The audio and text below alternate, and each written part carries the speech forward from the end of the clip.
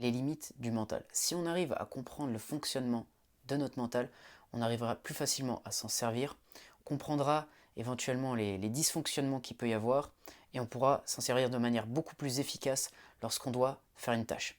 Dans cette vidéo, j'aimerais t'apporter quelques moyens de le faire. Si tu veux améliorer ton mental pour être plus performant, tu peux t'abonner à cette chaîne et activer la petite clochette pour ne rien louper.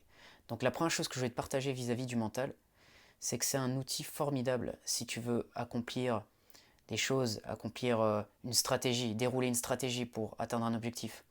Mais si on n'arrive pas à s'en servir de manière efficace, il peut apporter aussi beaucoup de nuisances. Par exemple, si on a tendance à croire trop facilement nos pensées, même nos pensées négatives, c'est surtout celles-là auxquelles il faut faire attention. Par exemple, si tu te dis « je suis nul » et que tu t'identifies vraiment à ça, c'est vraiment ta personnalité, ton identité, c'est-à-dire que tu crois fortement cette pensée.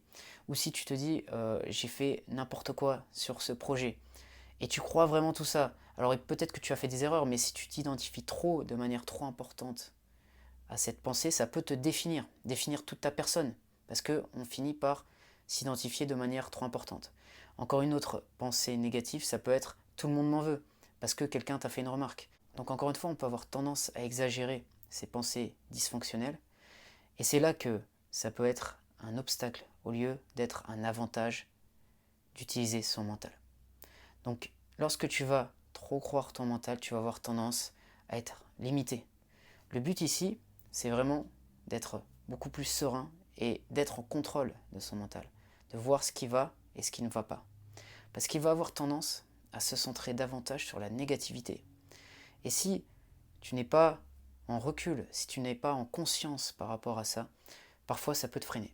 Et mentalement, ça peut prendre diverses formes. Ça peut être, par exemple, des schémas de pensée négatifs.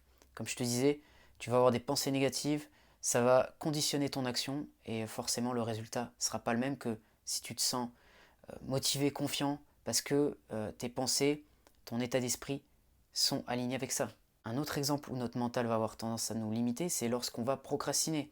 On va voir la tâche de manière vraiment très importante, c'est-à-dire qu'on va être submergé par la tâche, on va pas avoir envie de la faire, on va voir tous les inconvénients. Et lorsque tu prends conscience de ça, eh bien tu peux changer peu à peu ton fonctionnement, parce que déjà il faut prendre conscience du problème pour trouver des solutions. Et dernier point, il va t'empêcher aussi de surmonter certains défis, parce que lorsque tu vas avoir un challenge à surmonter, à surpasser, eh bien ton mental va avoir tendance à être vraiment dans le négatif et à être submergé par des peurs, alors que si tu franchis le pas et que tu vas au-delà de cet obstacle, eh bien tu peux être beaucoup plus accompli, beaucoup plus confiant.